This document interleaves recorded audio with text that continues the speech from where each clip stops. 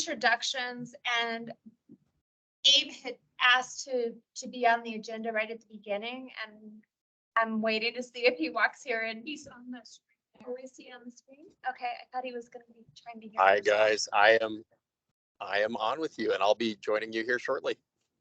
Okay, good. So that was one of the shifts in the agenda. So let's do introductions really quickly. So name and your title, or your who you're representing, to help us have an idea of the regional conversation that we're having. So just make sure you insert that so we get an opportunity to know where we're all coming from this morning to participate in this meeting of the Metro Area County Commissioners. So thank you. And I believe somebody's recording as well. Yes. Just as an FYI and a friendly reminder for this meeting and the archives here. So want to appreciate staff, certainly Dr. Cog, for hosting us and giving us this great space. We're here in the room, we've got snacks and coffee, and we've got a beautiful mountain view. So let's start online, and I'm gonna see here, it looks like maybe Melinda and then Abe and then Candy. Melinda just stepped out. Oh, thank you. Thank you. So then Abe and then Heidi. Yeah, Abe Layton, Chairman of the Board of County Commissioners in Douglas County. Thank you. Commissioner Susan. Heidi Grove, Homeless Solutions for Boulder County Systems Manager, Boulder County Community Services. Appreciate you being here with us again, Heidi. I am reading from the other end of the room, y'all, so thanks for your grace. I think it's James and then Jamie and then Catherine. Good morning, James Marsh-Olson, City Council Member of City and County of Broomfield. Thank you. Good morning, Jamie Riff, Executive Director of MDHI. Thank you. Good morning. My name is Kathy Smith. I'm the Community Resources Director for Arapahoe County. Wonderful. And then Commissioner Thomas. Yes, good morning, everyone. I need to go to a funeral this morning for a dear neighbor of 24 years. That's the only reason I'm remote, but it's good to see all of you. Thank you. I'm sorry. Yeah, sorry to hear that. Thanks for sharing. And thanks for making time to be here. And let's see here. I'm not running this machine, so I can't scroll. You can't see my image. I'm not on camera. This is Candy Sedevaca, Denver City Councilwoman. Thanks for joining us. Thank you for having me. And then let's see here, Tracy. Tracy Crafthorpe, Jefferson County Commissioner. Sorry I'm not there. My Arvada Chamber meeting just ended, so I had time to run home and jump on the computer. We appreciate that. Is there anybody else online that I've missed because I'm not running the computer and scrolling names? All right, some folks may join us, and we're always graceful and let people do their introductions. So let's do introductions here in the room. And Melinda, you were actually on our list earlier. Start, and then we'll go around the table. Absolutely. I'm Melinda Stevens. I am the executive assistant for Dr. Cog, and I'll be doing the admin in-house for the MACC meeting. Thank you. We appreciate the coffee. We appreciate you. And Commissioner Lynn Baca, Adams County. I serve as the vice chair. Commissioner Ashley Stolzman, Boulder County. Commissioner Jeff Baker, Arapahoe County. Thank you all. Good morning, everyone. Mark Rosen, Boulder County staff. I'm Martha Lochermain, Boulder County Commissioner and Chair of the MACC this year. He went when he was over here. Yeah. I'm Kelly Dorr, actually a former commissioner, but actually here to was invited by Commissioner Layden to discuss some of the massage parlor ordinances and policies today. So I actually represented Elbert County, which is not part of the MACC at all, and was the and I think Tracy, my husband, served with you as well in the House. So love him. Second to you. He says hello. Thank you. So it's good to see you. Great, thank you. Thanks for joining us. So we've got on our agenda this morning, we have a follow-up discussion from our last meeting that was really focusing on the all-in federal plan and what we can do regionally to, with the goal of coming to an agreement about a foundational pillar in there, as well as some potential with that plan. And so Heidi Grove is going to be here to give us some updates on the commitments that staff from our region made in that around that topic. So there's a couple pieces here on the agenda about that. Some of you have homework that you've already done, and some of you might be doing it right now online, which is amazing. So you'll have an opportunity here shortly to share out what you've brought back from your staff in your region. We've got a discussion on the pillars and the strategies just as a continuation as well. And then any next steps. So before that, we've got one more person here in the room, and I don't know if there's somebody else online. We just did introductions, so please introduce yourself. It's Commissioner Jessica Campbell Swanson from Arapahoe. Nice to be here. All right, so Abe, I'm gonna give you 5 minutes you requested. I think that makes most sense to start us with the additional business item for our agenda. And I also want to check in and make sure there's nobody else that wanted to add something to the agenda today that hadn't been printed off. Great. Well, thank you for that. I am really pleased and honored to introduce or reintroduce. I know Kelly shared a little bit, but Kelly Dorr, commissioner from Elbert County and also a victim of human trafficking, and has been very public about her experience, internationally recognized for her work in this area, and really kind of a fascinating discussion. I'll try to be brief, but last year, the legislature passed House Bill 1300, which allows counties to regulate massage parlors. You know, I want to start by saying that we know most massage parlors are doing the right thing, and we don't want to vilify the business community. But we do know statistically that this is an area that it can be a hotbed for human trafficking. You know, a statistic that really stood out to me and maybe many others is that there are more human trafficking sites in the Denver metro area than there are Starbucks. And once you really grasp how significant this issue is, I think it really gives you pause. And I know many commissioners are already very familiar with that. We are working with an individual named Janelle Goodrich, who many might know is with From Silenced to Saved, a nonprofit that works directly with young people in the community. Horrifying statistic, her youngest victim is male and is 6 years old. So we are really, we have an opportunity. I don't want to cast a pallor on our Friday morning, but I think optimistically we have an opportunity as counties to do something significant. And with that House Bill 1300 from last year, counties can require licensure requirements for massage facilities for the purpose of deterring illicit massage businesses and preventing human trafficking. So the Board of County Commissioners in Douglas County, just within our last business meeting, did approve our companion resolution. Of course, they're resolutions, not ordinances at the county level for us. But we did pass that, which requires massage parlors to get a background check. If it is found that they have any sort of significant criminal background issue, particularly sex offenders, they would not be allowed to get that business license. So the hope and the call to action, we're always talking in MACC about opportunities to do something of significance as a metro area in a bipartisan way that really makes a difference. I'm pretty confident that this is an area where we can all just pass that resolution, that companion resolution, and really move the needle. So with that, I'd like to turn it over to Kelly briefly, just to maybe provide an introduction and some experience. Thanks. Thank you. Good to see you too. Yeah, and so I've actually, after leaving as a commissioner, ended up working with the Obama White House, and then also stayed on during the Trump White House. And because for me, human trafficking is not, well, it's personal, but it's also not political.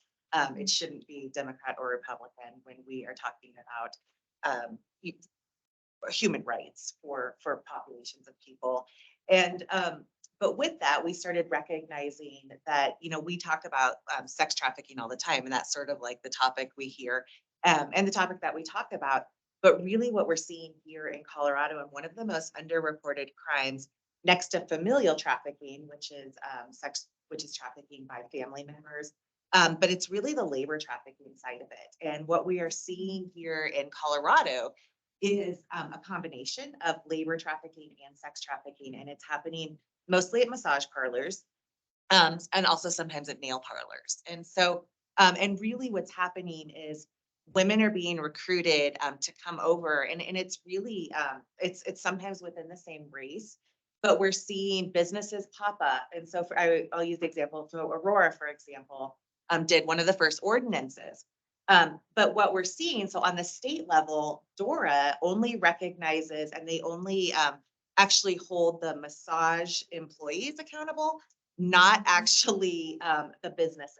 And so what we were seeing is when Aurora did their ordinances, they cracked down on those businesses. So for example, like on Colfax and Aurora, a lot of those businesses literally were registered with the state, just unregistered in Aurora, and went and registered in Denver. Moved their practices, same name. So we knew they were trafficking people. And a lot of times the victims here, they don't speak the language. They are brought over, and it's basically they pay to come over here, and so they're in an indentured servitude type of situation. A lot of them are living in the same back rooms that they are having to perform sex acts in, and give illicit massages. And so we're seeing these all over. And so, for example, we know in 2021, just Colorado Springs alone, we found 31 different massage parlors. And so with the state not actually, and DORA has said we don't have the ability to track these licensing. We need to figure out as communities, and we know on the local level, that's sort of where laws start, and that's where policies start. We need to start that on these levels. And really it's along the front range.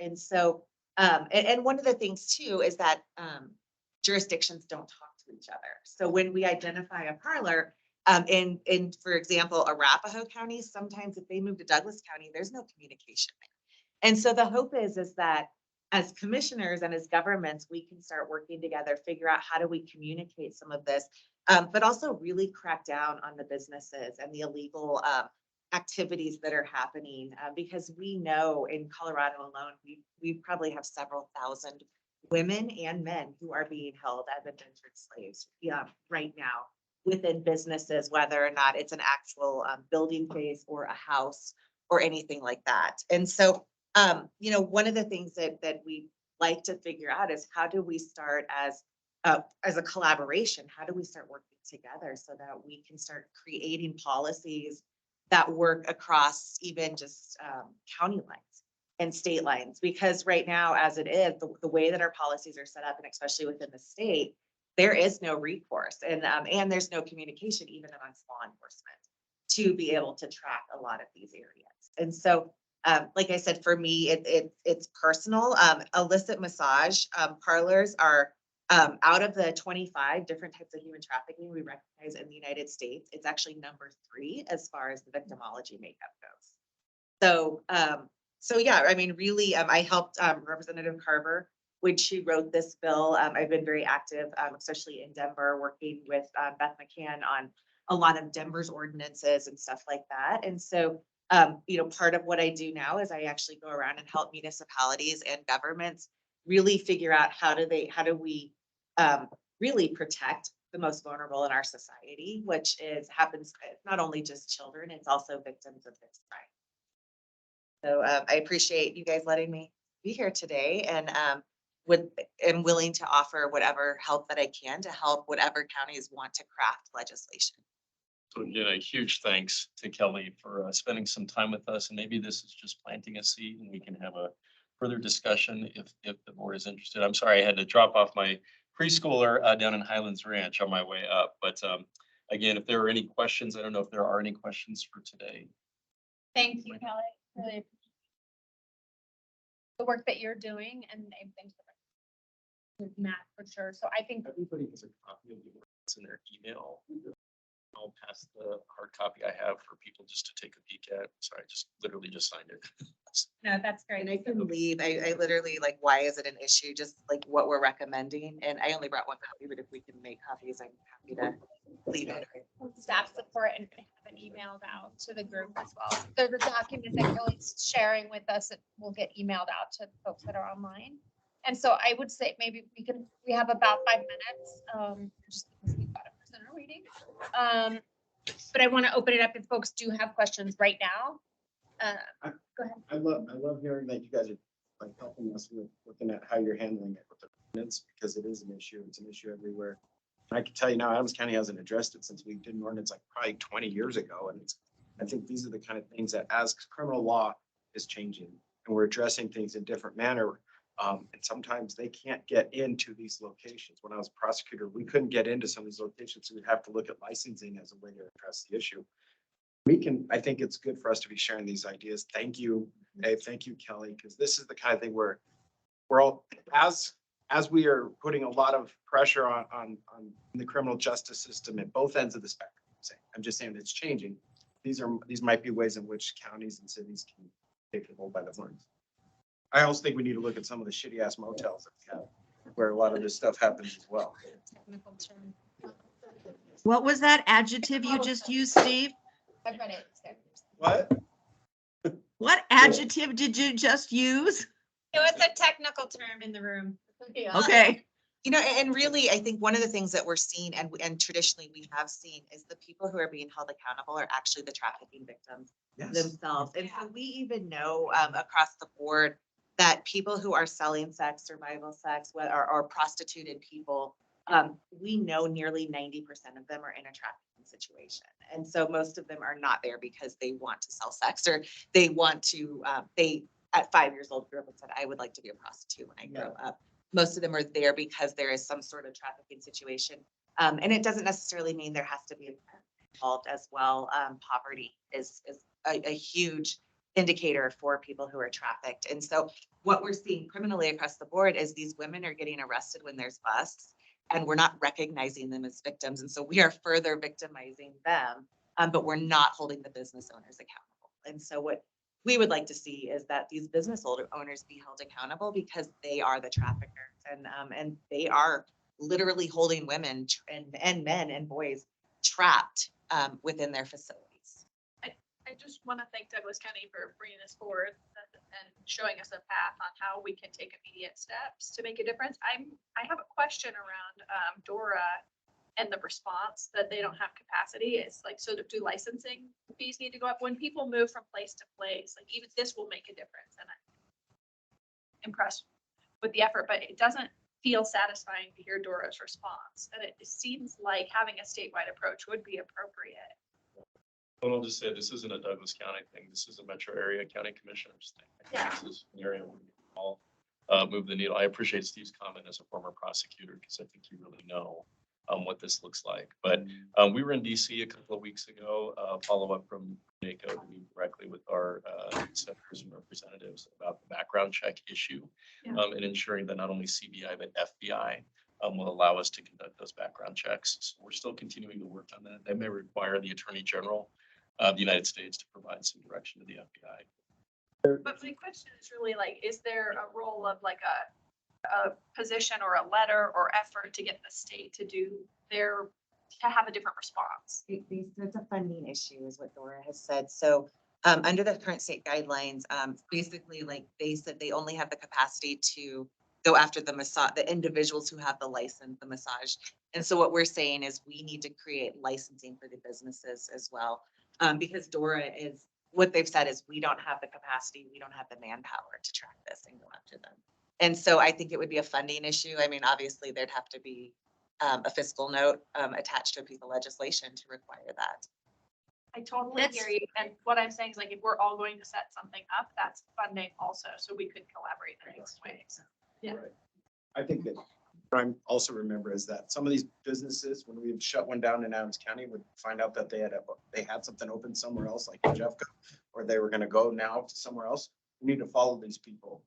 We need to follow those folks. And sometimes the background checks apply only if they had criminal but they don't always apply. We need to get a blackball list of individuals for businesses that do this over. Well, and it's flagging the business name because they literally would open the same business in the Hey, next. Karen, Dan. Are you going to that housing insecurity meeting? All right, I probably won't. Heidi Hinkle. And we can hear you. Commissioner Kraftharp, thanks for your patience. Oh, no, not a problem. I was just going to say what Kelly just said is that my assumption is that this really needs to have legislation in order for the department to pick it up, which then gives them the financial resources to be able to support it. So maybe what the step needs to be is after session is over and everyone's back from vacations, we approach a legislator around picking this up and introducing legislation next year. Or we could do it this year. You know, there's plenty of time this year. I would love it. Thank you. Any other questions specific to this topic? Could you guys draft a letter for us? Absolutely. Because Ashley's right, like, it already exists somewhere and they'll drop the ball. Just simply us picking up the ball for someone else isn't always the right answer. But maybe you draft a letter that says, hey, we think that there needs to be a lean in on where the existing infrastructure is supposed to be doing the job. And is that proposal a letter from all MAC members? The joint letter? We've I'd love done to take letters something back. from MACC itself. How about it's back with options? Who's coming back with options? I'm guessing it's you since you threw that up. I'd be happy to own it too. Put together. My apologies to our chair because I promise to respect time and I just believe in the power of all of you and the power of commissioners. Oh, yeah, no, I love it. I appreciate it. My last thought is just as we're considering this, if there is a way to rectify also that the traffic keys are getting punished for work that they're not really technically considered. If that is something that we could rectify as well, and I would be happy to work with you. If they can in the letter, we need to have resources to backfill. If you take somebody's housing and livelihood away, as horrible and shitty as it is, you gotta fill it, or they're gonna be back in that same situation. Well, they're gonna be back in that same situation. Or what we're seeing is they get deported, really, because they don't have the paperwork. So they get over here and usually the trafficker actually is in possession of all of their documents, everything. And so there's definitely a chain that needs to happen. And I'm happy to lay that web out for you to better understand that and then figure out, which pieces of government need to work together. But we have been, working on the state level for years. I mean, I've been doing this since I left being a commissioner in 2016. So we've been really working and it is frustrating within the bureaucracies of the state departments where they're just like, we don't have funding, we can't talk to you. And so it has to be a full collaboration, but it really needs, if the municipalities can start together and do this, then we can push legislators to create legislation on this too. And I'm already a step ahead. I've got legislators that are willing to do this. Oh, good. Others, and we've worked on some things, initiatives potentially in Denver also. And so should the good counselor get reelected?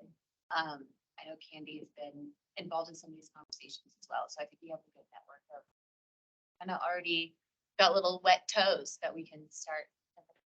I want to capture that off. We'd love to have your help and support on this if possible. And we've got a powerhouse right here with Kelly to be able to. Thank you. Thanks. Thank you for bringing this to MACC.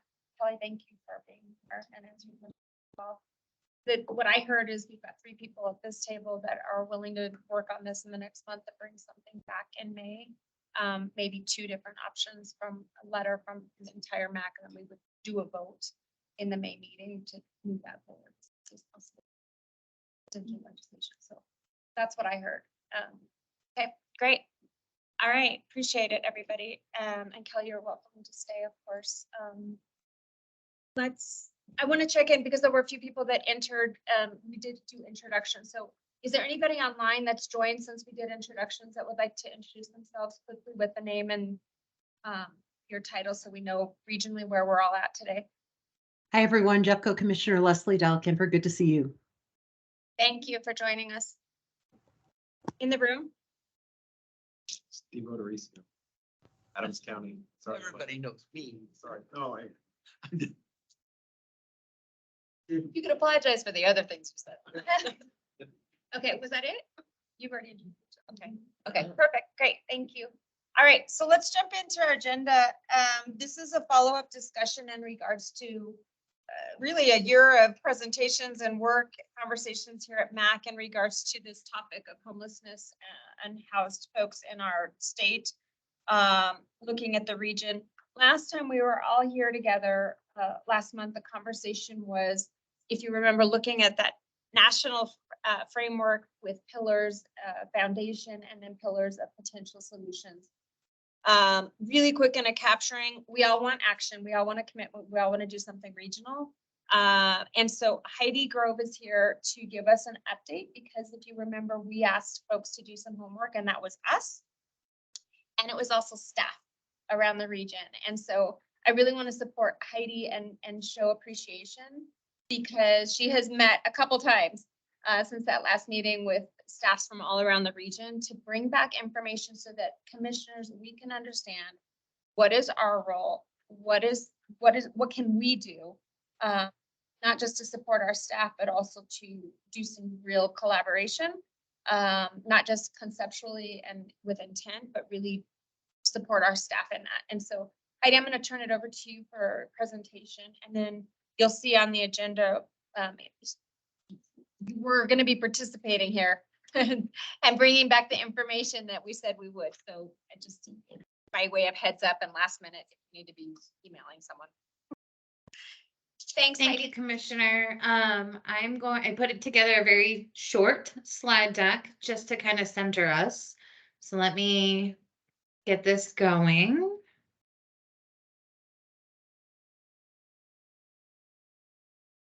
Can everybody see the presentation? Not yet. How about now? I think it's coming up though. Yes. Yes. There we Okay, go. great. So as Commissioner Loachman just mentioned, we have had so we heard the charge from the commissioners and the MACC, and we've had 2 meetings that is hosted by MDHI, Metro Denver Homeless Initiative. Thank you, Jamie, for convening those meetings to talk about, the discussion we heard in our last MACC meeting and really identify some of the areas of staff requests and areas where the commissioners could be really powerful. Well, I've heard from my colleagues, and I know Catherine is on this call as well. Thank you, Catherine, for joining us. That really the aim that we were really seeking guidance and support from you all is helping us build a strong foundation. And we felt that the space that could be most powerful is in collaboration.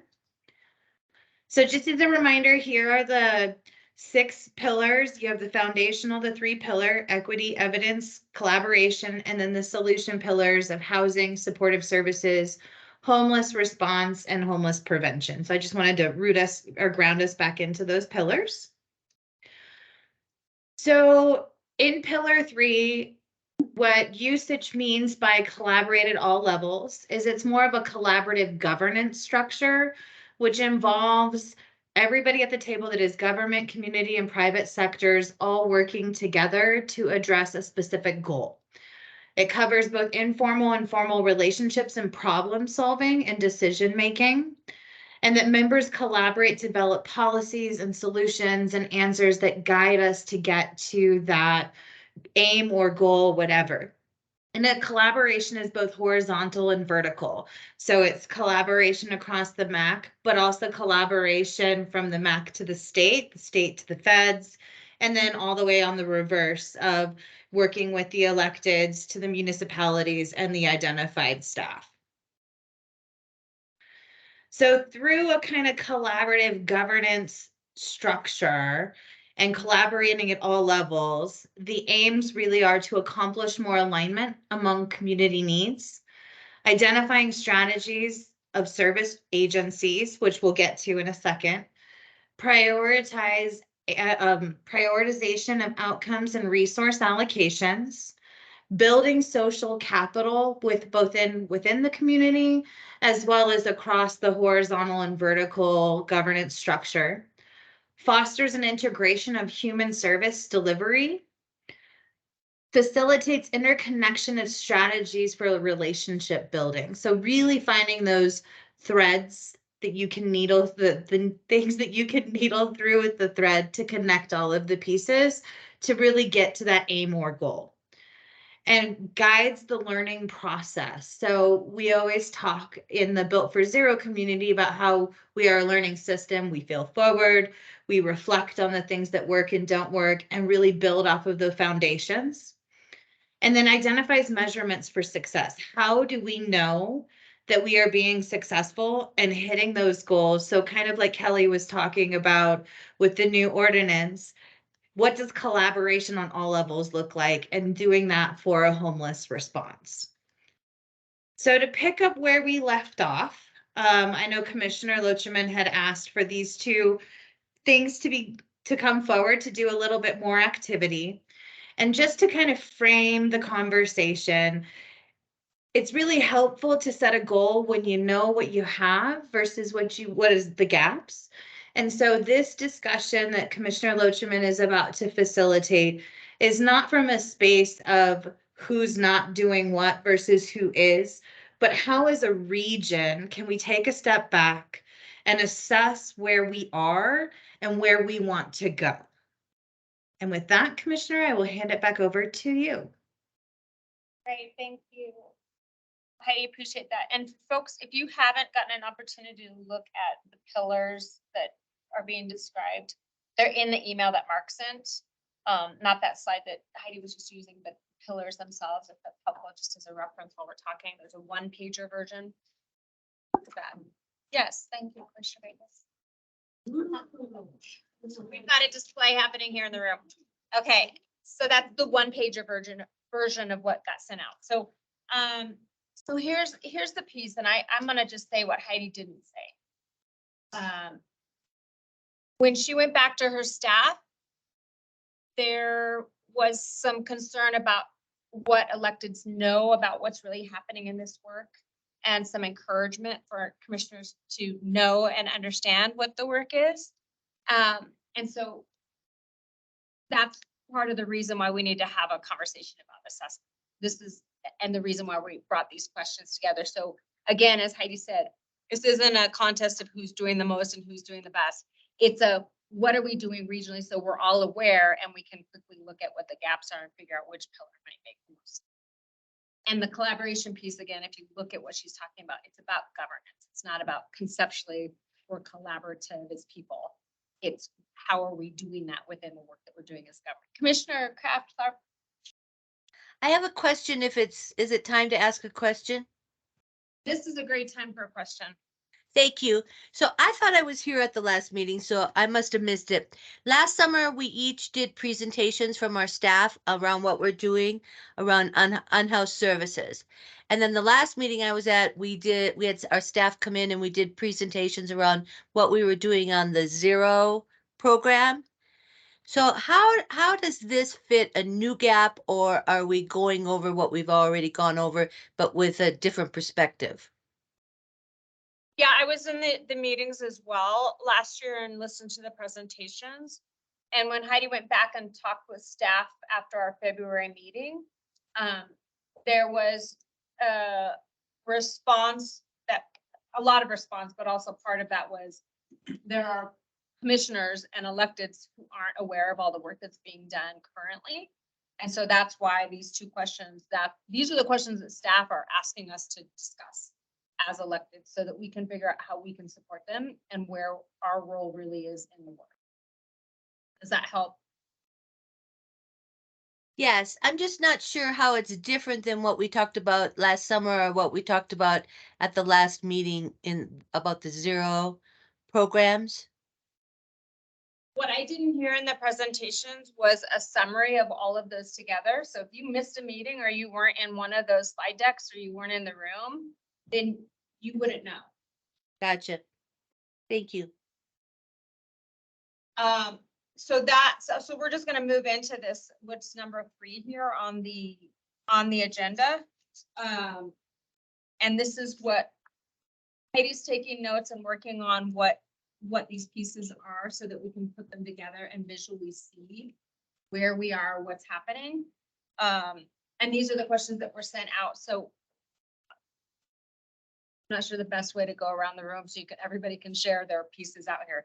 But the first question that staff is asking is about the strategies that your county is currently implementing. And if you were looking at the pillars, then you might be connecting those to the different solution pillars that were in the all-in plan base. That is different than what we were talking about and using as kind of a focus point from last. So who'd like to start?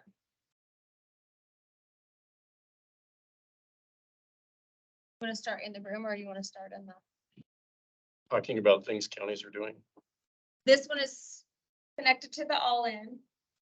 What strategy specifically is the first question under number 3?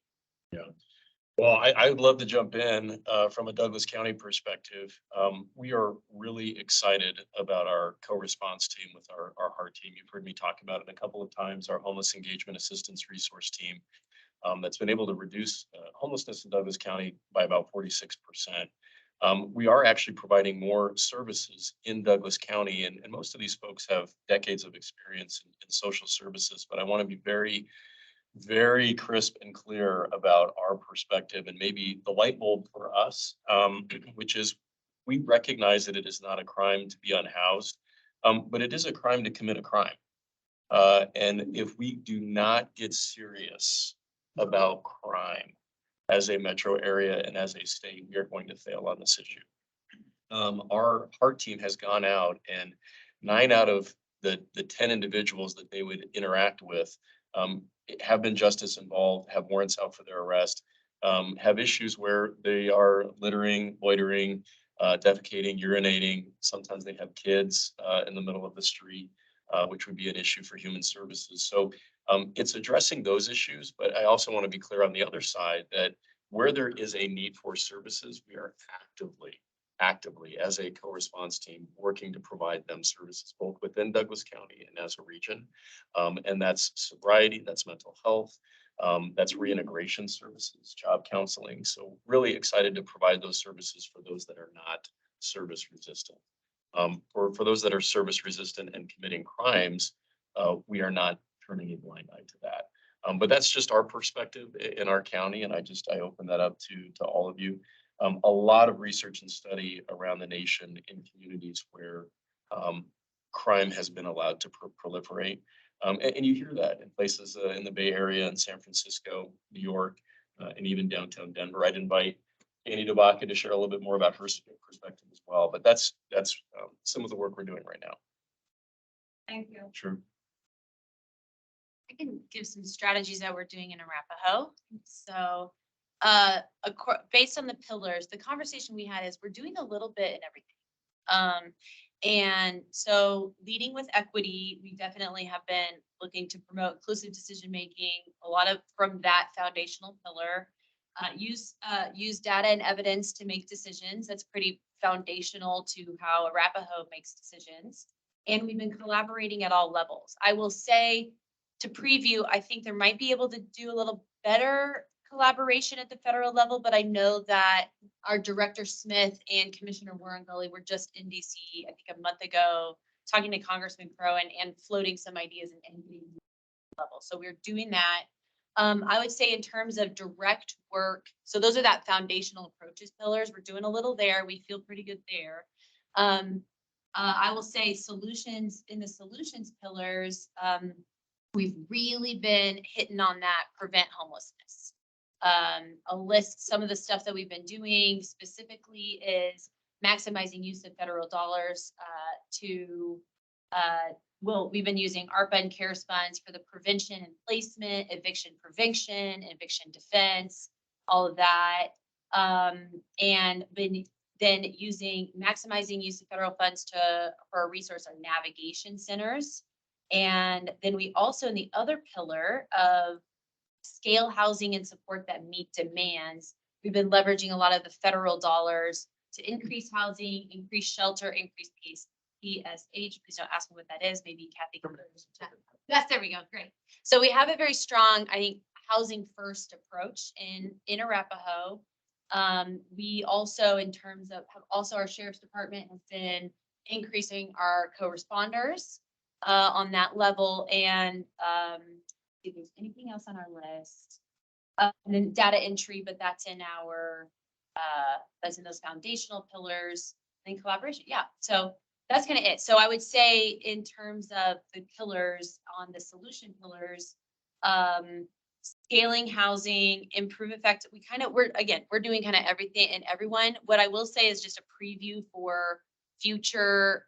We've got future plans in, but for what do we need in this? A lot of what we've been able to do has been attached to those ARPA and CARES funds in terms of really injecting cash into the solutions.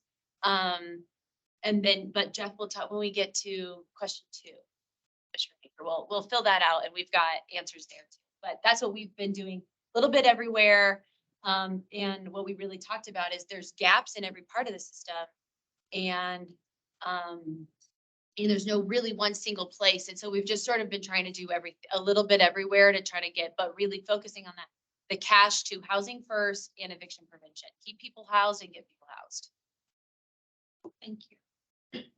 And my hope, while we're talking about this, it's to be able to find potentially some of the gaps in those bottom pillars. That's what we're focusing. We're all trying to get to solutions. So that's just so everyone knows where Heidi's going. Yeah, I like it. Yeah. Okay. Can I just ask, are you working with Congressman Crow at all on congressional directed funding?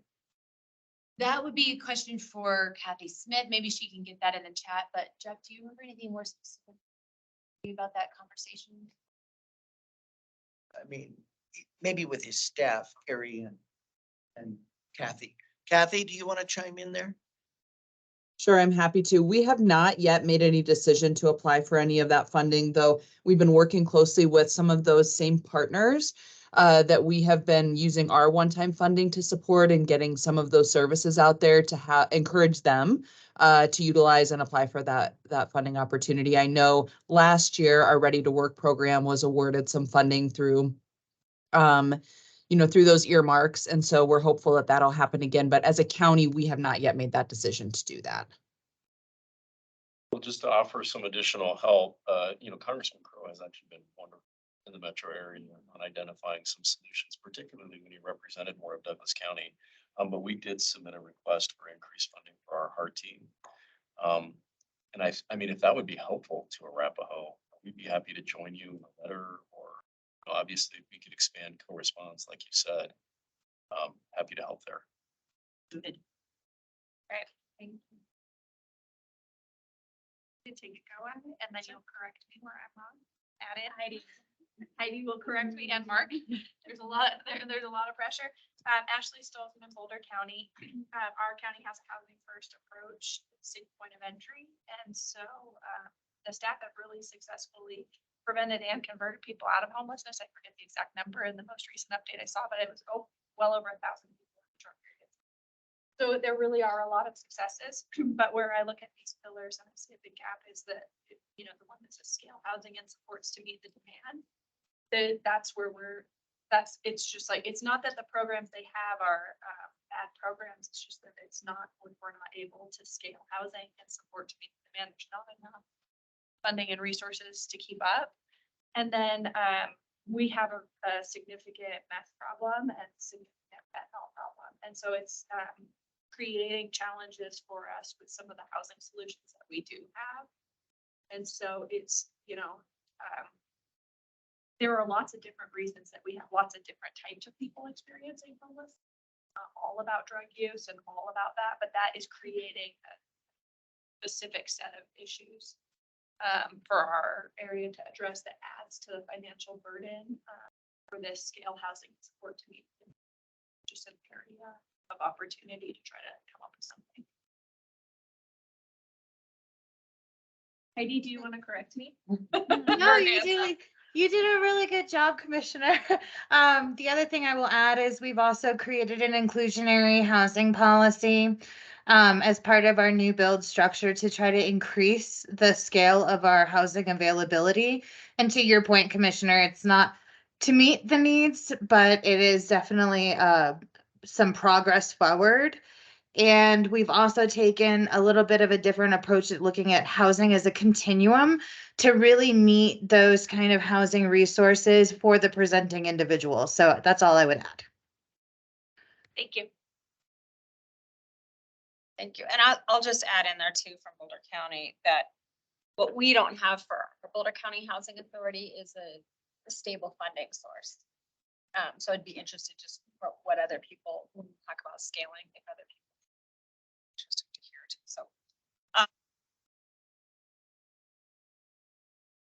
Do you want me to go? I just sent you a visual guy. I need like crayons and visuals. So we have this little spectrum that I sent to, like I did a reply all to Mark's email this morning, talking about the spectrum of housing and homelessness, because it goes all the way from emergency shelter all the way up to more permanent supportive housing in the middle of the transition. If you look at that, we've included not just the housing as buildings, but really more our focus is along that spectrum of services, our services. So you can see that our goal is to try to, it's an all, when you say all in, it's also all of the above. And so sometimes at the beginning, I would say at the beginning, there's never really been a beginning. There's really not going to be an end to homelessness, like whether we like it or not. But I could say at the beginning of the most recent increase of attention on this matter, people really focusing on which solutions are better. And I think we've come to agreement within our team that it doesn't have to be an either or, it probably needs to be a both and. Because of the spectrum of needs and the spectrum of challenges that we're facing. So in the spectrum, of course, we're doing the immediate needs with the SWAP program, and we have just committed a significant amount to continue the SWAP, which is our emergency weather pro activation. And then on the other end of the spectrum, obviously, we're looking for permanent supportive housing.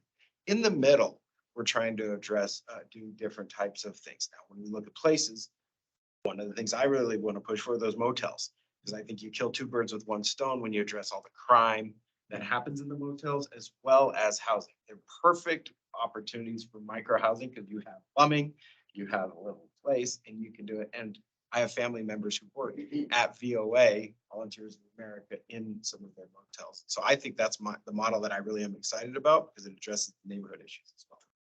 We have other commissioners that really are pushing tiny houses as an option. And there are different forms of tiny houses. We've also approved parking, safe parking. These are all the kind of things that we put into our tool. And you can see the spectrum. But I just think that sometimes it's kind of good to show the visual. And if we want to use the visual, sometimes that helps us as kind of a Rosetta Stone for us to kind of plug in along with your, see how everyone's doing. We could be like, oh, where are we on the spectrum? And are there things that we don't have to always do alone? We might have opportunities where we could, I personally think like we're having this challenge with the co-responder program where every single jurisdiction, meaning each city is doing their own thing and their own way. And maybe that's part of the introduction and transition we need to expect for a while, and we can be patient and have some grace with that. But at some point, it makes sense for us to start pushing either at the county level or even broader for a broader solution when we can consolidate our resources and brain power and maybe even facilities. Those are some. Thank you. That's I think the hope that we're headed. So it's a good reminder. Great. We got a visual from Commissioner Dorsey. Who's next? We also on the chat.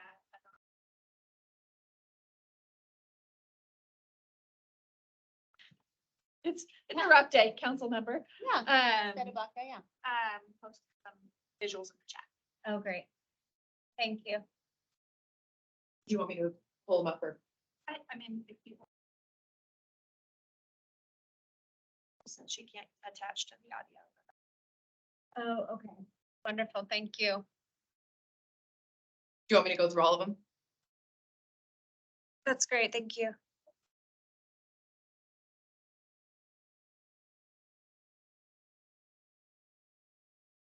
things maybe can get sent out as well. In the follow. Okay. Good for the next one? Yeah.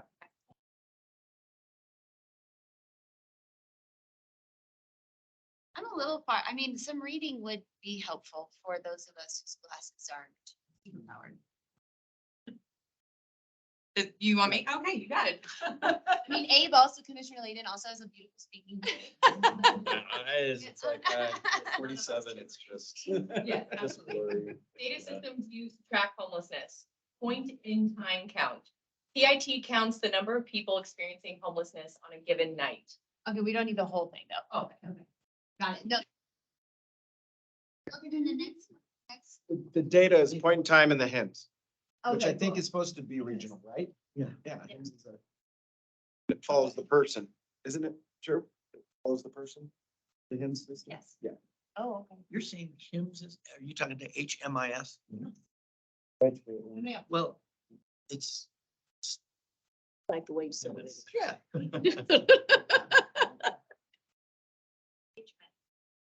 Okay, All right. Next one, is there another one? That was the last out of the 3. Oh, I didn't even. So in Denver, they know it's working, reducing barriers, housing, plus supports and behavioral health services, and they need some additional resources around funding and some regulatory change. That's what it said. Thought I saw a hand. Or did you want? No, this is great. Yep. Commissioner Kraft, there. When you're ready for another report out. Restriction. Yeah, I think we are. I Okay. think we just saw Denver. Then I'll jump in because a lot of what Jefferson County is doing is a lot of what I'm hearing that other people are doing. So first of all, I think we need to all identify our County Department of Human Services, the work we do. Our mission is to stabilize families. Our mission is to prevent homelessness. We provide eviction assistance. We provide cash assistance. We provide insurance assistance. I mean, all the way down the line, the services we do is really about this work. It's about preventing people from being homeless, and it's about stabilizing families. So I think we as counties need to stand up and say, we have been doing this work for a long time. We may need additional supports. We may need to enhance it, but we've been doing this work for a long time, and we do a lot of it. This is our corner of the world that we do. So to identify that. In Jefferson County, we have a coalition called Heading Home, and it really is about coordinating services in the county. So pulling together municipalities and nonprofits and advocates and from all over the county to look at what's a streamlined approach. What they are working on now is the development of 2 navigation centers, one in the north area and one in the south area of the county. A navigation center is a one-stop shop that will have emergency beds, but also long-term beds, but it'll have all those services in there. So you just have to go to one place. The city of Arvada has bought a location for the north area. Unfortunately, as what happens when you're doing program planning, they ran into a little glitch with an environmental concern on their property, so that they just bought, heaven forbid. So that will take a little bit longer than we had anticipated. But that's kind of our long-term process. We are just embarking on a 15-year assessment plan that goes from unhoused all the way to owner occupied. What do we have in the county? Where's the gaps? What needs to happen? Putting that together. The county's role has always been around families because our mission is stabilization of families versus the municipalities has been mostly focusing around single folks. So everybody has navigators. Municipalities have navigators, we have navigators, but our navigators are family navigators. The municipalities are focused mainly around single folks. We have a regional navigator who you all have met, Kelly, who recently has left us. We're rehiring for that position. Hopefully we don't steal from any of you guys. But that regional housing coordinator, their job is to coordinate all of these navigators that are running around navigating, helping people navigate the system. A weird phenomena. Okay, so I've been working in the youth homeless field for a long time. I used to run a youth homeless shelter. A weird phenomena I think is happening is we are seeing a decrease in population in congregate care. Much that we've heard about the Denver shelters, we have seen the same thing. The Action Center used to have an 18-bed shelter. They shut that down. We have severe weather shelters. We used to have 4 locations. We now have 1. They can't fill it up. The city of Lakewood just opened a severe weather congregate care for a capacity of 50 people. The last severe weather night, they had 11 one night, they had 35 the next night. So the need from the population, what the population is saying to us they want, is changing. No longer is it the day that cold weather or even regular weather and we do congregate care and we fill up shelters until we can find permanent homes. When I worked at Family Tree, that used to be the model, but the population is not wanting that. What we are seeing that they're wanting is motel vouchers. They discovered motel vouchers during COVID. They want motel vouchers, and we are filling up the motels, especially along Colfax, during cold weather. So we have entered into partnership with motels around. The motel provides the room, we pay for it, and we provide services as well as a navigator. We've hired a navigator for our library. Our library in Old Town Arvada had to shut down because of meth in the bathroom. Ooh, there's a nightmare. And so as they reopened, they've hired a navigator to help folks so that they don't have to go into the bathroom and smoke meth. They don't have to hide out in the library to sleep, that we help them navigate and find different services. So a lot of what we're doing is the same as you all. We have a partnership with Bayard Industries around helping those folks that are living on the streets develop some work skills and find some work. We have the safe parking in different churches.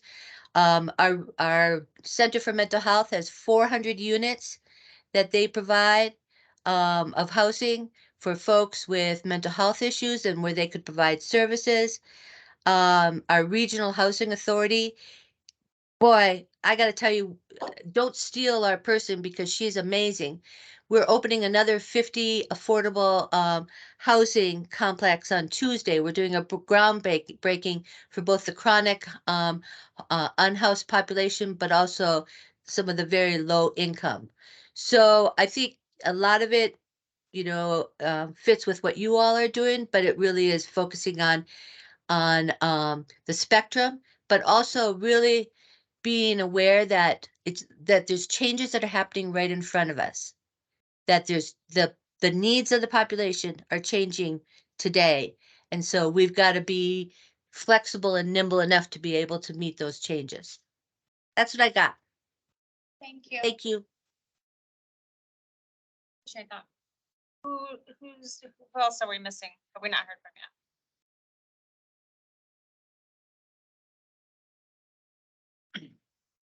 Just ask a question, just sorry to, but because I deal with homeless populations, obviously amongst human trafficking victims. But one of the things that I just want to sort of throw out there to you guys is, we are seeing the trend, but there are certain populations of people that are never going to be able to live unhoused alone. And so just putting them in like a shelter or a tiny house or somewhere without addressing the significant mental health issues is so I think that's something that's there almost needs to be like a tiered structure of who is able to take care of themselves, who can live alone, and then dealing with obviously addiction, mental health issues. But if we're not even having those conversations, you're just going to it's a cyclical cycle, and you're going to house people and then they'll be out of the house because they don't have, and it could be due to trauma. It could be due to severe mental health issues. But if that's not addressed and even categorized within those populations, and then if you have those populations, say with families like single mothers, you're looking at perpetration systems that are going to continue, especially with children and stuff like that. And we're seeing that across the board. So I just want to throw that out there because we're seeing that on national levels too. Thank you. What I heard from some of the presenters was wraparound services and different types of services. I had someone call out mental or behavioral health. So I think as we have these conversations, are all those wraparound, does wraparound services mean the same thing? Is it one area versus another? Back to, I think, the question of if somebody's doing it really well over here and we all agree that's the focus, then Well, and what do you do with the people who don't have the ability to take care of themselves, to be sustainable or live on their own? That is a societal. So it looks like we have half an hour left. Are there any other people that want to present? If not, let's solve this in half an hour. After everybody's gone, I have something about rapid consideration, because there's a very large project being planned.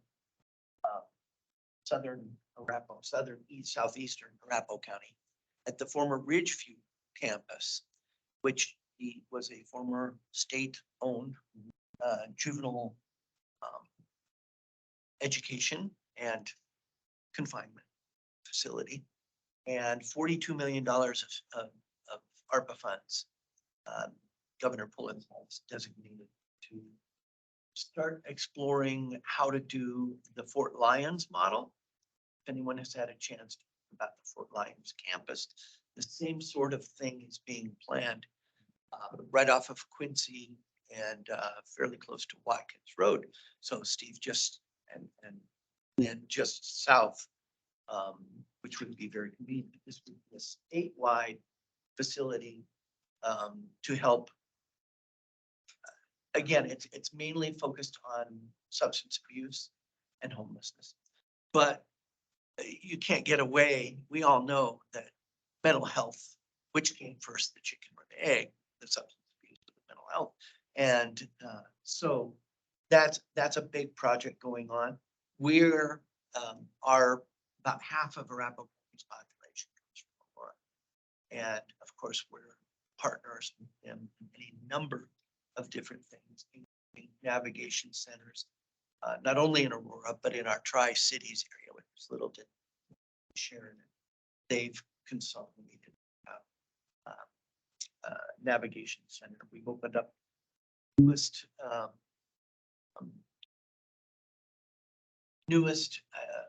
version or branch of, I'm trying to think of the name, is it Second Chance? And I think it's Second Chance. A new facility in the southern part of the center. And we're also working at, we've identified a location for a supportive housing facility for justice involved as a way to help folks that are either avoid being put in our jail. We all know our jails have become the largest mental health, substance abuse, homeless shelter. Even though it's not designated as such, that's what we're seeing. So we're looking at creating an 80 to 100 bed facility. It would be in Aurora because again, that's the majority of our population. And we're working on that, but it would be totally for the justice system. Those to avoid entering into jail and to assist in the transition of people out of our jail. We've had stories told about people being, and the jail has to release people when they have to release them. That's not a beautiful thing. So we've had cases of when former Commissioner Nancy Jackson talks about is the wheelchair bound person who released from the jail around midnight in a snowstorm. The solution for that person was to get as far away from the jail as possible and call South Metro Fire Rescue to take them to an emergency. That's not an unusual story, but those are the things that we're trying to overcome with that. I have a number of other things, but I know we're short. Facility you're talking about, the 80 to 100, that calculated because that's the amount that you could do with the money you have available, or is that enough to serve the population. It's not enough to serve the population. It's basically money and the location that we found is already zoned for a multifamily housing. The plan there was to put up a 3-story 52 unit. And we're gonna put up a 4-story up to 80 to 100, depending on what we can fit in there. Whether the person that owns one little house on that and an adjacent parcel, if they're willing to sell. It's all just a very initial phase. Thank you. I think we just moved right into question number 2. Yes. Which is great. So strategies, and this is number 3 on your agenda, and then double I here. What strategies is your county contemplating for future? And I think the goal of this, part of the goal of this conversation is if somebody's working on something that might be a collaboration effort. In the last meeting we had in February, that was one item that got thrown out on the table. What would that look like if we all put in not saying that that's the solution, that was one of the items that got brought up. So let's try and be quick in our share outs here for question number 2.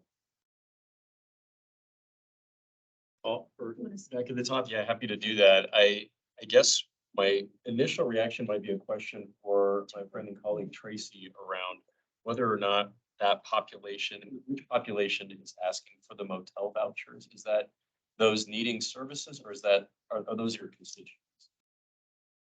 Well, they both are my constituents if they're Yeah. here in Jefferson County, Abe.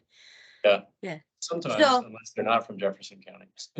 Folks that are unhoused in the community are in the old days. Being an older person, I could tell you that congregate care used to be the service of choice until they could find permanent housing.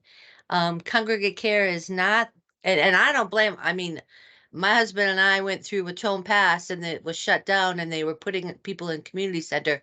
We turned around and drove 2 hours away so we didn't have to stay in a community center. So I don't blame anybody. But Yeah, I totally get that. I heard that the first, I was just wondering, is it the people that are unhoused that are asking for motel vouchers? Yes. Or is it people that are, any other citizens here? 'Cause that the makes people that sense. are unhoused are Sure. are wanting motel vouchers instead of utilizing congregate care. Yeah, so 2 things really deeply concern me. The first is, for those that are service resistant. And we're talking a lot about providing services, but we know that a massive percentage of those that are unhoused are service resistant. And so how are we addressing that?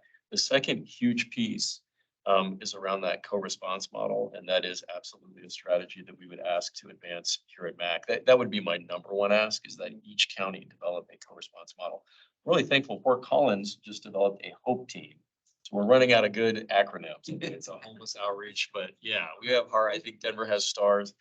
But the reason that's significant is if you have a navigator by themselves engaging folks late at night, our sheriff's office has made it very clear how dangerous that could potentially be.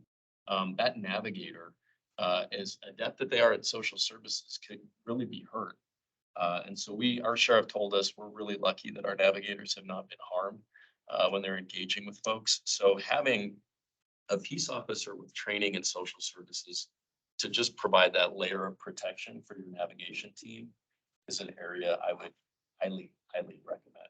Yeah. Our fire department in Arvada is now bringing on a responder program, so they don't have to send out the big fire truck and the ambulance and the 14 cars when there's a mental health crisis. Yeah. Well, and I want to bifurcate because I know Arapahoe does a really good job with the mental health co-response. We've been doing that too in Douglas County. This is a different co-response in homelessness. So it was those 2. The other one that I would highly recommend is the Handouts Don't Help campaign. And it really is discouraging unsafe panhandling, which we know panhandling is different than homelessness, but it can sometimes be interrelated. Discouraging panhandling in intersections just to keep kids, pets, people safe. CDOT has actually partnered with us to put up no trespass signs in our major intersections.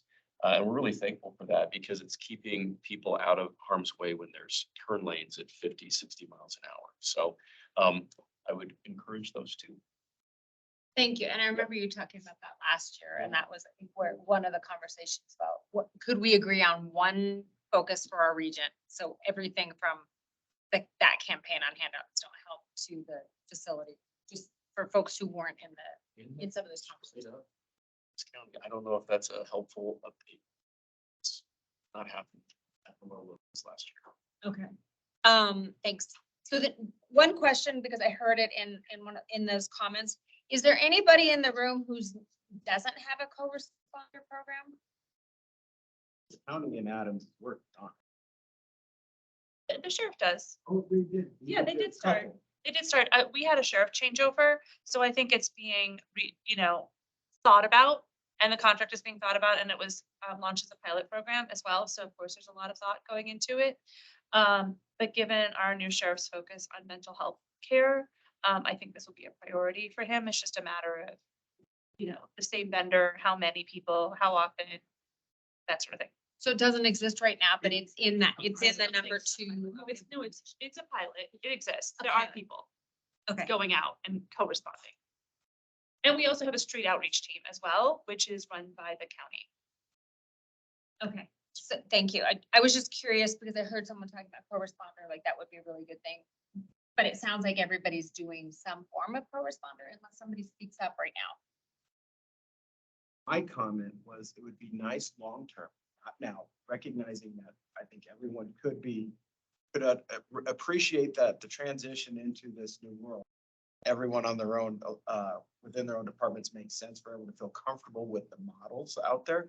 And then eventually, I think some collaboration across the regions would be beneficial. That was my comment, saying that I think at some point, because there are different types of models out there, but also if everyone is doing their own thing and we have enclaves or we have questionable borders that make it difficult, it might be good for us at some point down the road to consider collaboration. Thank you. Maybe a solution there is that HMIS system. So we are sharing information when I say our heart team, when they engage with people, they share that information with response teams. So another potential regional solution would be a system that talks together to let people know where. I know the law enforcement training has been meeting statewide level to talk about this topic already. So we might be duplicating an effort that's happening from the law enforcement side. We're catching up here. We're on number 3 on your agenda. We're on question 2. Future implementation. Who would like to go next? I think the big thing in Boulder County's question of funding, is there a way to fund this in a sustainable way or change the funding model? Had some conversations around that from a, future tax standpoint, or is there a way to get different Medicaid reimbursement?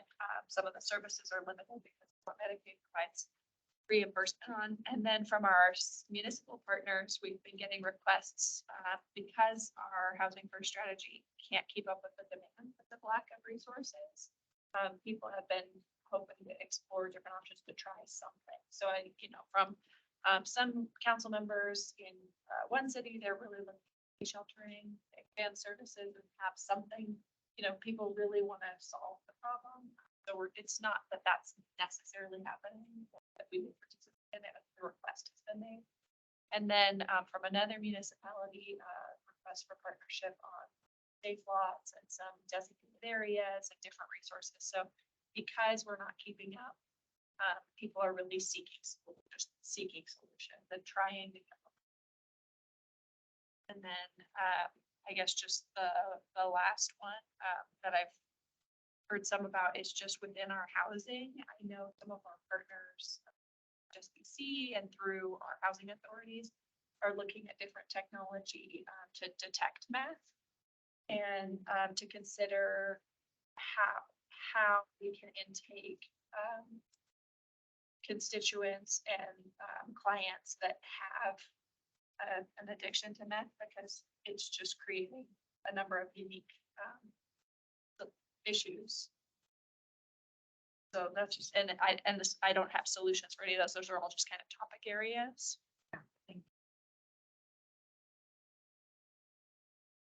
Who else like to share number 2?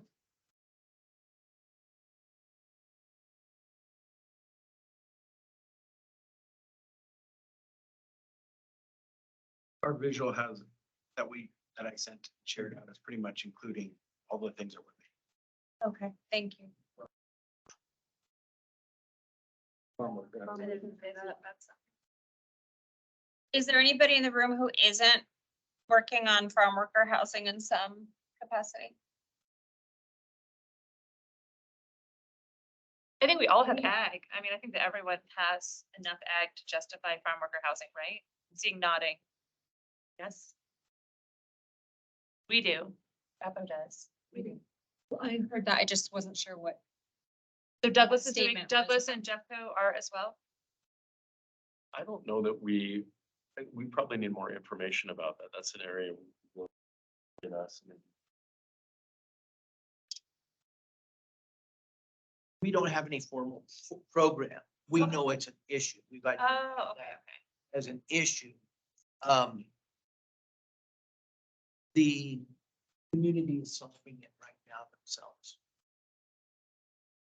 But it's also being reported to us as a violation. Number of families living in a home. A home is rented in the ag community that's maybe suitable for a family of 6, 8.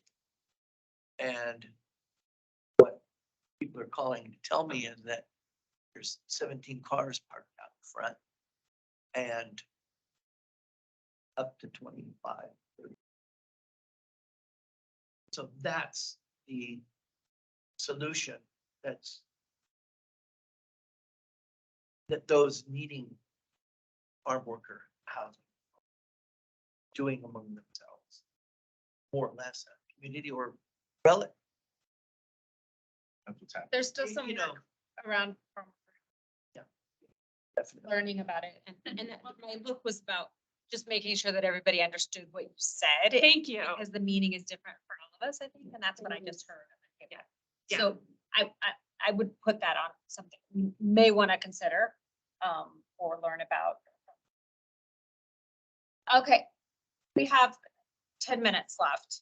So I'm gonna bring Heidi back in here to help us get through that last piece. And part of this is because she is, we're so grateful for staff all around the region.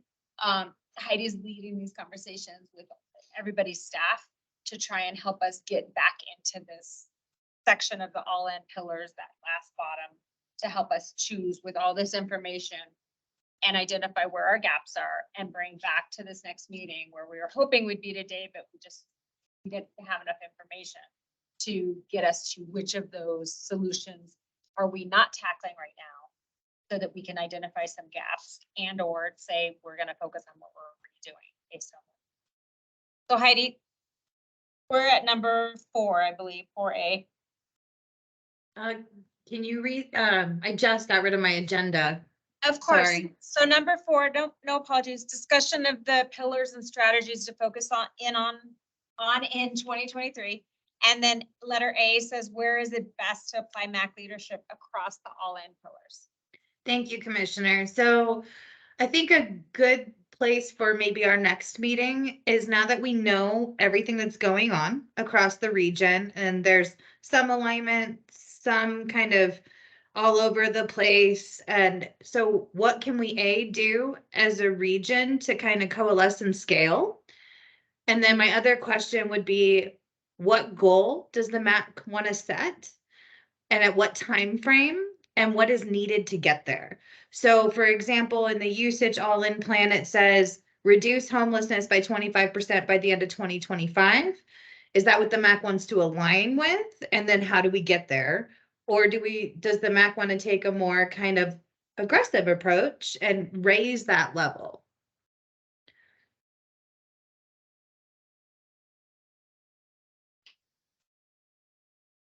Thank you. And for those of you who need a visual, you could go back to that all-in plan that Mark sent out, the one pager.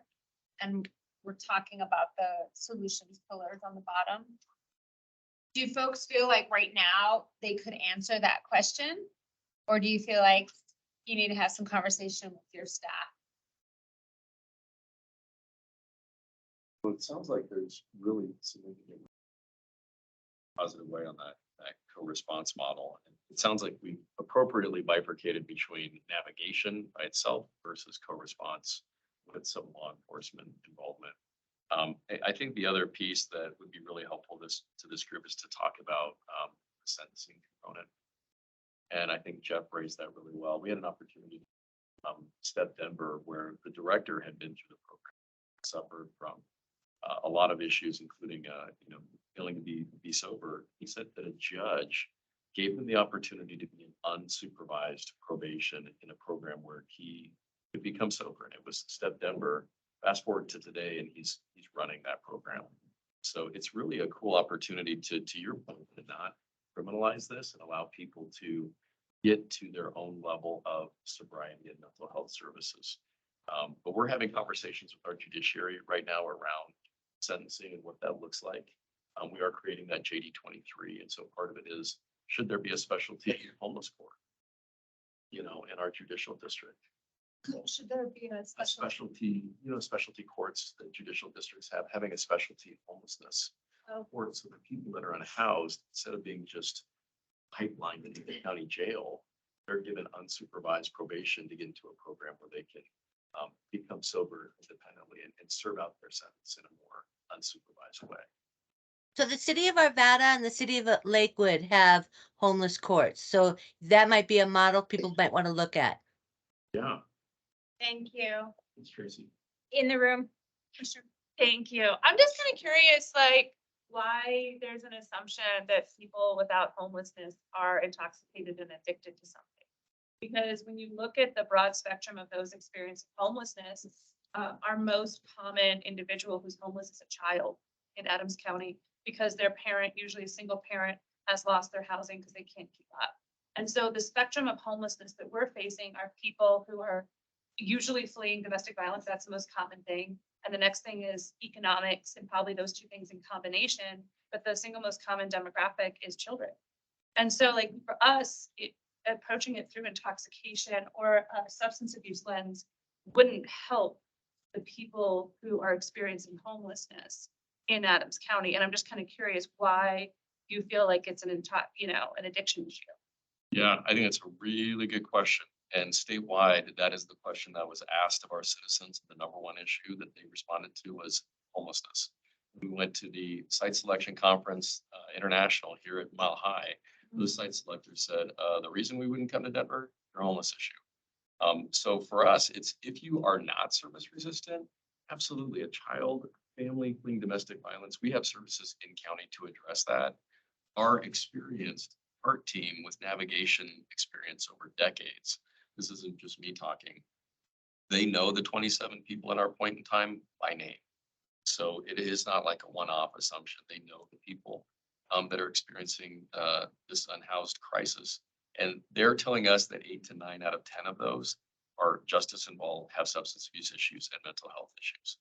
So it is significant. I think to pretend that there aren't mental health and substance abuse issues proliferating in this community is a little dangerous. So you're specifically calling out those people who might be picked up on the street as opposed to everyone experiencing homelessness. I'm saying for those that have those issues, sentencing that provides unsupervised probation can be a better alternative to putting them in the county jail. Thank you for that conversation. And I think That's a well taken. to me, what I'm hearing also is where we started off that this topic is not the same in all of our communities. So that is like, how do we do a regional approach? Also acknowledging that one solution, if we get very specific, may not apply to Douglas County versus Adams County. There was a question, there was a hand online, and then Commissioner here, and then a commissioner.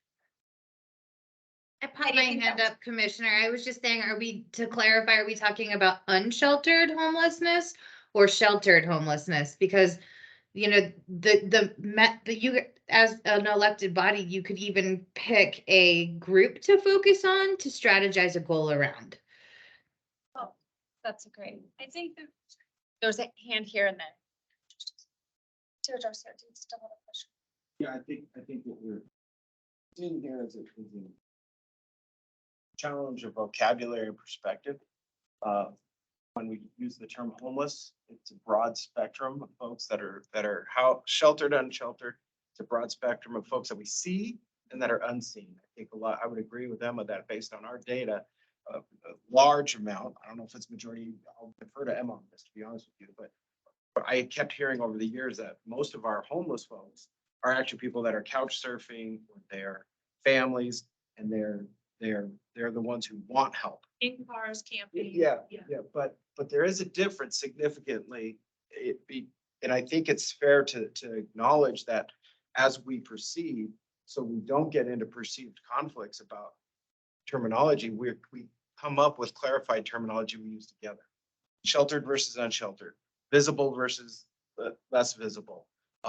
Because I think the general public that is complaining about homelessness, I'm not putting words in your mouth, Dave, but I'm hearing the same thing. The folks that usually are complaining about homelessness are not worried about, they're not complaining about the kid couch surfing. I mean, unless you're talking to a teacher and knows the real problem that's happening everywhere. They're talking about the person who's arguing with the parking meter. You know, they're the ones who are stealing, the ones who are clearly having some sort of either mental health or some sort of substance misuse issue out on the street. That's the visible. And I think that's fair for us to break it down and say there are different buckets of challenges. And there are folks that are living in a car who want help. And then there's some folks that tell our service providers to take a hike and they want to be off, you know, and there's some who need help, but they are making a decision that are based on sound stability. Thanks. I want to throw that question back to Heidi because what I'm hearing is that it might be part of that collaboration is, again, not just in the intent, but maybe that's where we make a decision as MACC, which group of under the bigger branch of the topic of homelessness does this group want to address? And that could help us focus even into the solutions. That is correct. Yes, you are absolutely right. So how can we, does everybody agree with that? Does that seem like a good next step for us to filter in to make some decisions on our pillars for our next meeting? Anybody's saying no? I guess I understand the idea of having a very thoughtful and I understand the point of the pillars. What I was hearing between this conversation is like, there are programs that our staff are implementing like in Boulder County with Housing First that are working very well for some of our clients. Really making outcome differences, like our staff are changing people's lives, like keeping people out of homelessness, preventing. And so as commissioners, we need to make sure we're not cutting those programs down, keep them in place, keep them going, but we don't need to get together regionally and talk about what we're doing well. Like that's not what we're here for. So I think that's why I hear where you're coming from of like, what are the areas where we're really not able to find solutions? And so I want to pick some of the things that aren't working and start doing some things. And so like I just wrote down, like maybe this one's too easy for everybody, but like Medicaid reimbursement. We literally are turning people away. We have that are wanting services because they can't pay because the Medicaid stops reimbursing. So like literally our health service providers let them out the door because they can hold them for 23 hours and get reimbursed, and then they let them out the door, or because they can provide 10 therapy sessions and then they have to let them out the door. My numbers might be wrong, but like they stop getting reimbursed. They have somebody, an active participant that needs help, and they have to stop because Medicaid doesn't reimburse anymore. So like we could work on that. It's not sexy, it's not a building, but it's like that would change things because we have people trying to get behavioral and mental health services that get let out because there's no money. So that seems like something. The state hospital is broken. Meth is a problem. judicial shortcomings, like the judicial system doesn't serve this population necessarily the way that any of us think is great. Like, do we want to come up with a plan and try something? I just want to try something. Yeah, no, I agree. I think the question, oh, go ahead, Heidi. Commissioner, I really appreciate you pointing that out because that is a systemic issue. And we are watching this trend with HUD where they are releasing more housing vouchers without the supportive services. And they are expecting other, you know, states that have the expansion of Medicaid to play that stopgap. So leveraging Medicaid for those supportive services, but the reimbursement rate does not offset how much it actually costs to do the activities to keep somebody housed. So thank you for saying that. And I think that that would be fantastic. Great. It's 11 o'clock.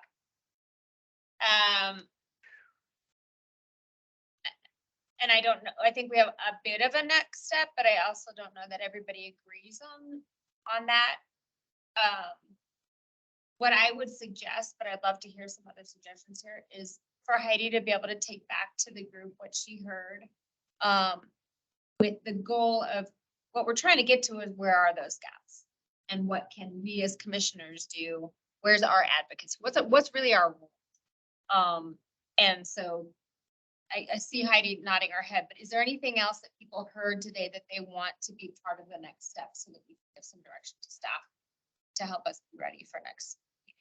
Well, I'm going to say something controversial, so no shock here, but I'm more of an optimist. I'm very positive about the things that are working. I believe in this group, and what I'm hearing from every county is that if somebody really needs services, if they walked into anybody's front doors in any county here, they could get services.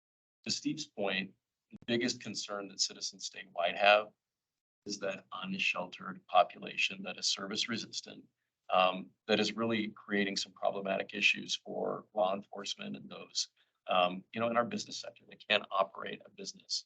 I just want to give an example. I'm leading our Douglas County Homeless Initiative, and we're engaged with experts literally every week on this. So I'm in it. We are working with RTD right now. We just hired a new chief of police, Joel Fitzgerald. I would highly recommend you connect with him because right now they've actually been able in a positive way to clean up Union Station. When I say clean up, I mean the reduction in crime has been really significant. Those that need services are directed to services, but people that are harassing others, making it hard for, frankly, minority individuals and children to access RTD. I mean, those are the ones that are being impacted. So if we really care about getting access and equity for those individuals, let's address the crime so that, your kids and my kids that we represent can actually get onto RTD, which has now become in many ways a traveling homeless shelter, especially during winter months when there's no fair enforcement, open fentanyl abuse and shootings at stations like we've had. But I just want to encourage you that there's a great opportunity to get serious about the unsheltered population, and it does begin with a law enforcement perspective. What I was saying Yeah. about Medicaid, I feel like isn't completely, I wouldn't have used the words that you used or said any of that, but I don't think what I said about Medicaid is inconsistent. So when the police then connect someone with the services they need to recover from fentanyl overdose, the person stops receiving the services even though they're in custody because Medicaid stops reimbursing the person who's providing it to them and they get let back out. So I feel like my comment is consistent. I agree. The issue that you bring. I agree. Okay. Here's what I'm gonna offer, is that if anybody has some other thoughts or feels like there's a next step that you and your team, your organization really feel like needs to be in this conversation, you have until next Friday to email and let us know. And then otherwise, what Heidi's gonna do is go back to the group and share this conversation and help get with staff's help, figure out where the gaps might be that are connected to those pillars, because again, we agreed that we're gonna work with the pillars as our, to try and give us a focus. Also bring back some of those definitions so that, and this is not gonna be, we're not gonna wordsmith definitions. They're gonna bring us back the definitions and we're gonna make a decision about if we wanna focus on a specific area or not. So anything else that's next steps that you wanna work on, email by next week. we're done time-wise. Appreciate everybody being in this conversation.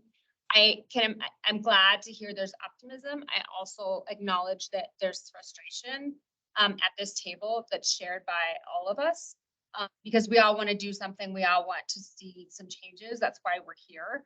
And we also all need to be on some similar page of music. So Heidi, I see your hand up.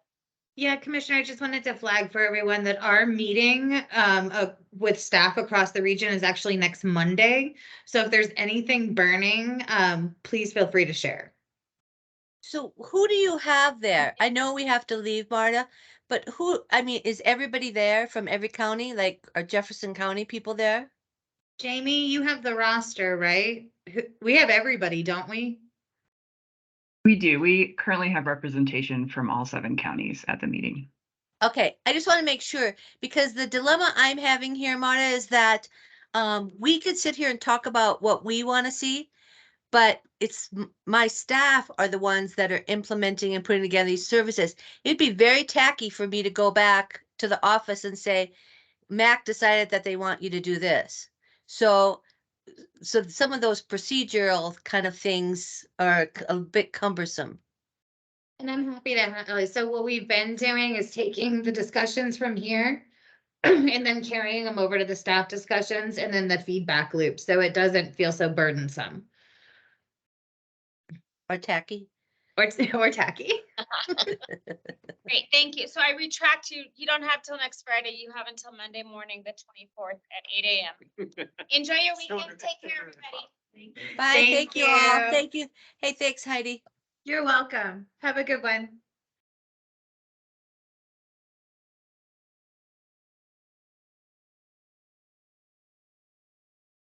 Jessica Campbell.